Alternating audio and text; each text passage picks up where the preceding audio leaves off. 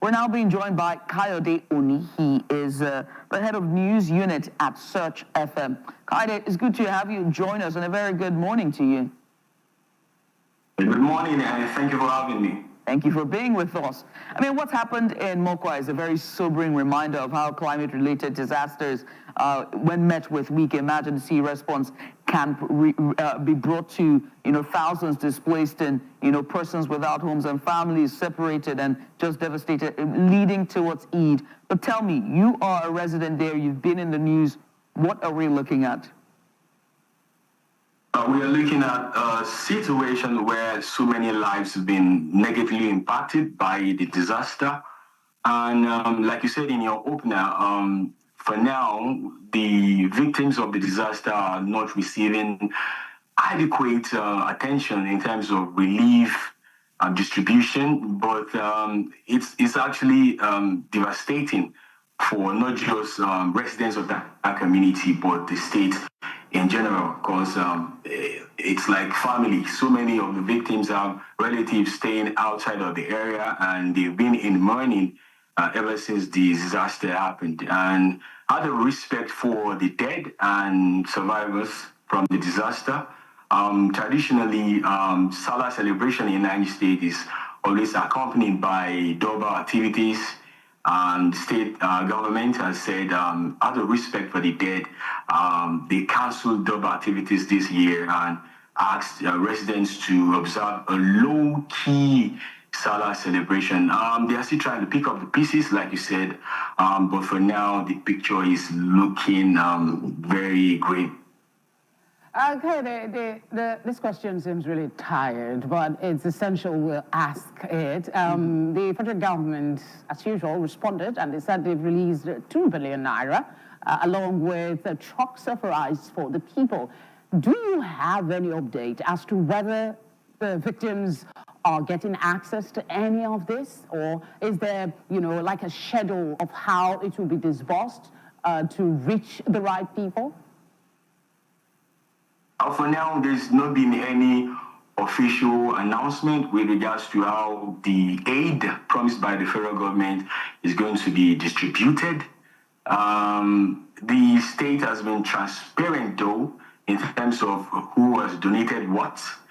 There's an open account announced by the state for Niger State, the Niger State Distress Account for donors, civil society organizations, well-meaning Nigerians to donate funds to help the victims. And thus far, I think each donor, once you donate into the account, your name and the amount you donated will be published. So for last time I checked, as of last night, well over 200 million naira has been donated by so many persons, important dignitaries, some still in government, some past government officials, some serving senators, immediate past governor. Yeah, but beyond how this money. Kayode, I get it that, you're confirming that people are donating, but what is most essential now is the people, the victims who have been displaced and their lives completely shattered. I'm asking if this relief is getting to them. And while we're waiting for that, I'll just add to it, talk to us about what previous experience has shown about how these funds are disbursed and this food that is brought is shared. The relief materials are being delivered, but in trickles, not in a sizable number that the victims would appreciate or desire to have. They are only coming down in trickles, and the state government is saying the delay with regards to delivering these relief materials and essential items to the victims as a result of the logistics nightmare or quagmire they are presently experiencing. If you recall, so many roads have been washed away. 3 bridges were destroyed during the disaster, and you need roads and bridges to convey relief items to the badly affected areas in the community. But there's been a development, though. Initially, in the early days of the disaster, there was no form of temporary shelter whatsoever And some of the victims were forced to sleep in the open. They were exposed to the elements, and it was very bad. They were forced to later seek temporary shelter with relatives in and around the communities. And now there's a form of temporary shelter in place. Two camps for internally displaced persons, one run by the state and the other by UNICEF. So just because in the early days of disaster, the victims were not being sheltered and were forced to stay with relatives, now that we have some form of shelter in place, there's this reluctance on the part of the victims to actually stay in the camps for an extended period of time. So what is obtainable presently is that they just go to the IDP camps, have their meal because they are being there's meal for they have the breakfast, their lunch and dinner. So they have their meal at the IDP camps and they go back to where their relatives they are putting up with. So for now, relief materials have been coming down in trickles and not a sizable number that will actually grant relief or succor to the victims. With regards to how past experiences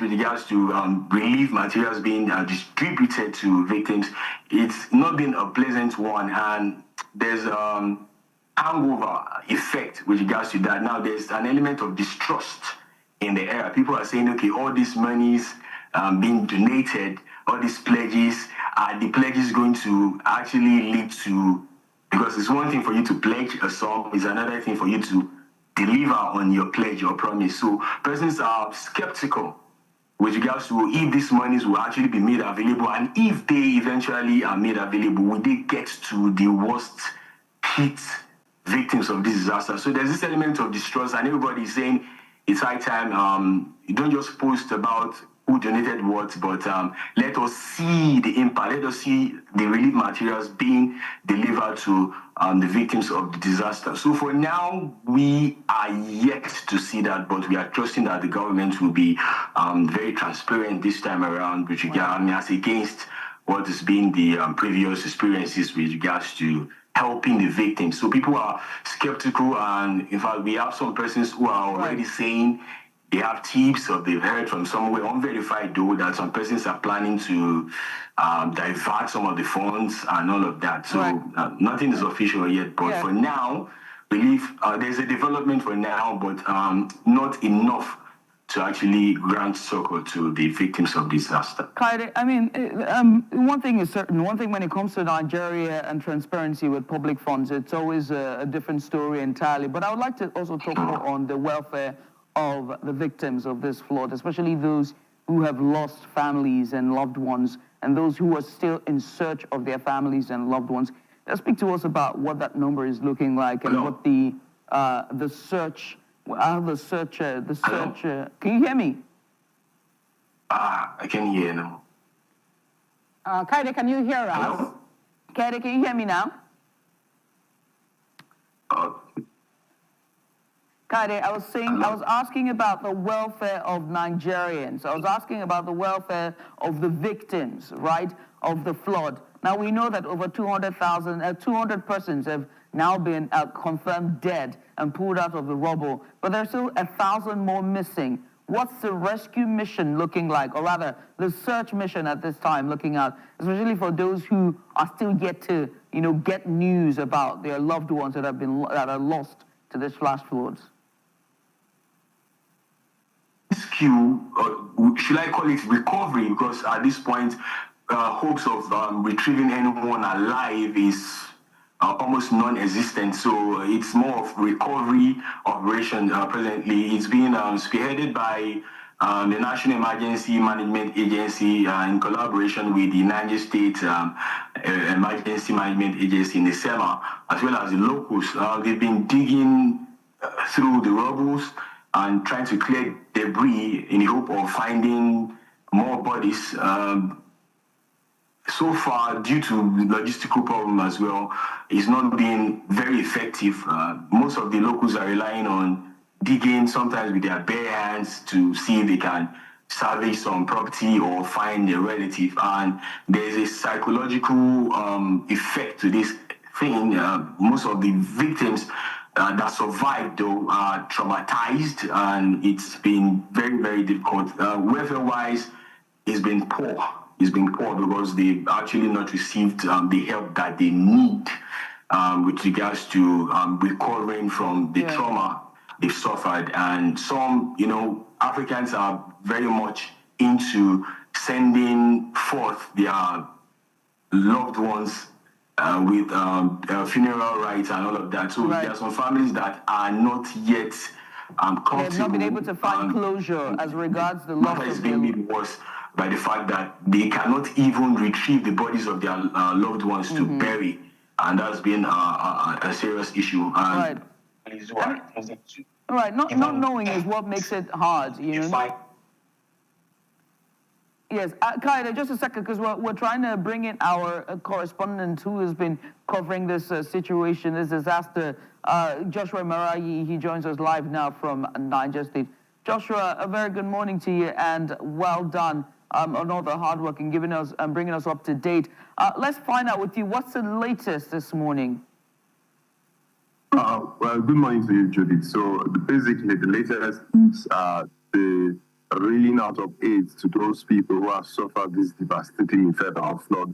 You recall that a few days back, the vice president visited them and made certain promises. So after making those promises now, those who were affected in expectation of those promises being fulfilled, talking about a roof over their head, food as well, because the vice president said that the federal government is reassigning the Minister of State for Food Security to stay for the next 1 week to ensure the delivery and distribution of those food items that has been designated and duly assigned to them. So we are expecting the federal government to fulfill their pledge within this week. But however, the federal government says they are condoning that particular area where that devastation occurred, so to forestall any kind of disease outbreaks and the like. So that's where we are in this particular case.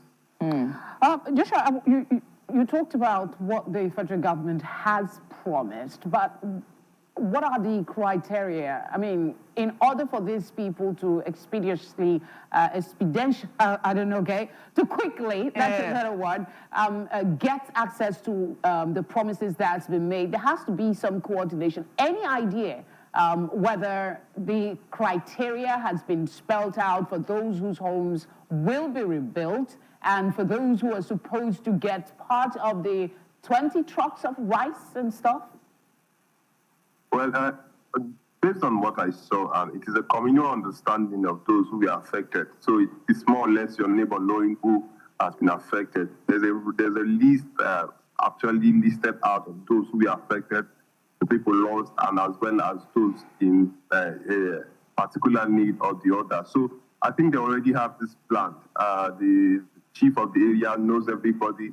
The neighbor knows his fellow neighbor, as well as those who are staying in that area. They know who were affected. So basically, it is more or less meeting them at the point of their need based on who is who.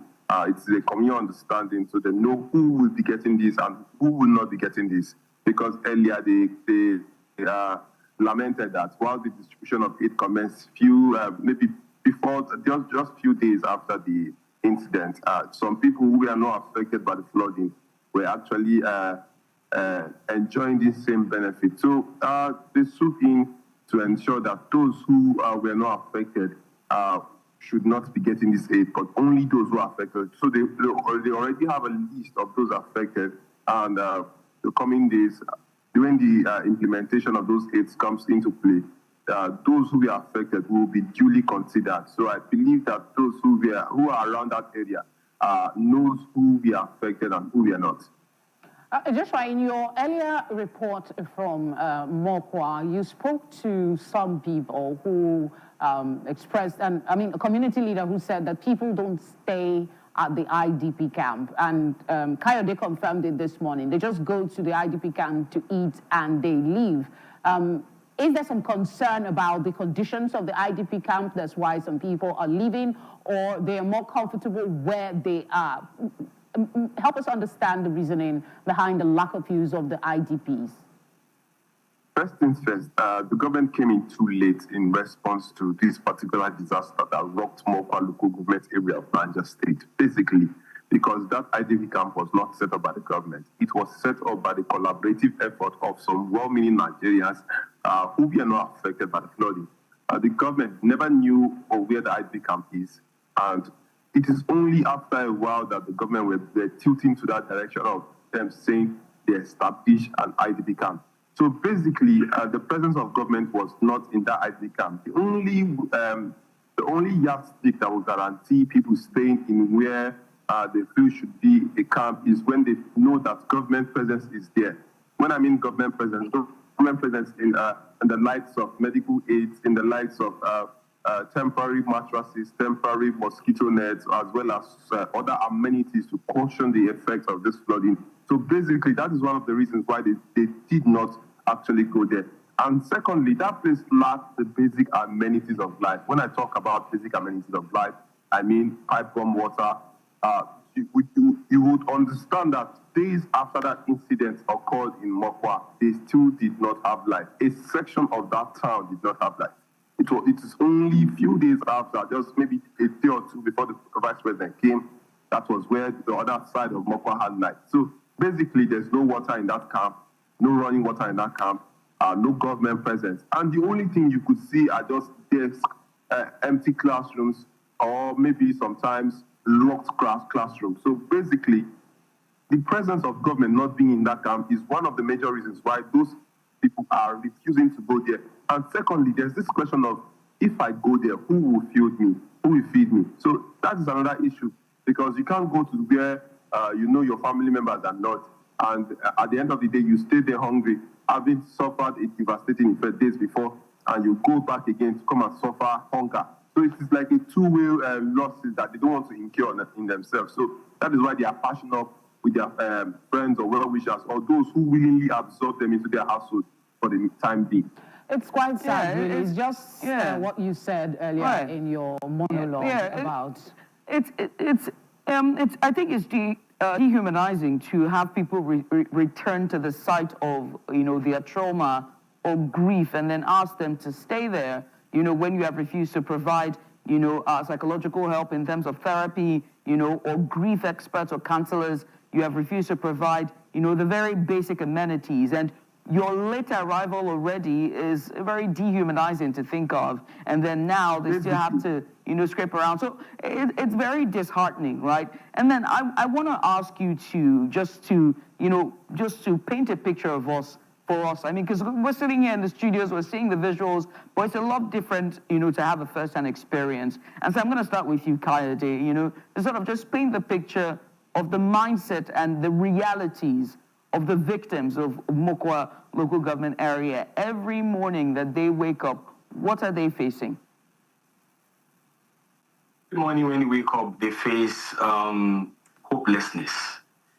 In a nutshell, they do not know what the future holds in store for them. They've lost loved ones, which could be very psychologically damaging. So it's a sense of hopelessness in the air. And, we are talking about livelihoods being destroyed. They don't know. Some kids have lost both parents. Some parents have lost all of their children. They don't know. Some who had jobs, who had breadwinners washed away in the flood, don't know who's going to pay their school fees when they resume, who's going to feed them, where they're going to get the next meal. So it's despair in the air and just sense of hopelessness.